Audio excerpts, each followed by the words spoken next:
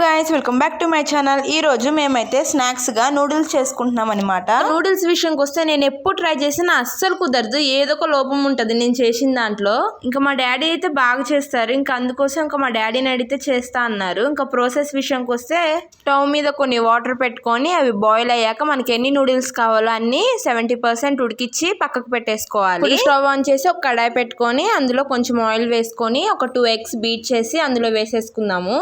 అది కొంచెం ఫ్రై అయ్యాక ఇప్పుడు అందులోకి కొంచెం ఉప్పు పసుపు వేసి బాగా ఫ్రై చేసేసుకొని ఒక ప్లేట్ లోకి తీసేసుకుందాము పక్కకి. ఇప్పుడు అదే కడాయిలో ఇంకొంచెం ఆయిల్ వేసుకొని ఒక ఉల్లిపాయ కట్ చేసి వేసుకుందాము. ఉల్లిపాయ కొంచెం ఫ్రై అయ్యాక ఇప్పుడు అందులో 1 tablespoon అల్లం వెల్లుల్లి పేస్ట్ వేసుకుందాము. ఇప్పుడు అది కొంచెం ఫ్రై అయ్యాక అందులోకి 2 రెమ్మల కరివేపాకు 2 పచ్చిమిర్చి కట్ చేసి వేసుకుందాము. అది బాగా ఫ్రై అయ్యాక మనం ఇందాక ఉడకపెట్టి పక్కకు పెట్టుకున్న నూడిల్స్ ఎగ్ వేసుకొని అందులోకి 1 tablespoon కారం 1 tablespoon ధనియాల పొడి రుచికి సరిపడా ఉప్పు వేసుకొని బాగా కలుపుకుందాము. కిందకి మీదకి మొత్తం కలిసే విధంగా.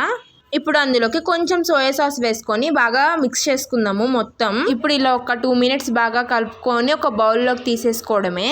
దాని మీద కొంచెం కొత్తిమీర ఉల్లిపాయ నిమ్మకాయ పెట్టేసుకుంటే నూడిల్స్ రెడీ. టేస్ట్ మాత్రం అదిరిపోయింది, మీరు కూడా ట్రై చేయండి.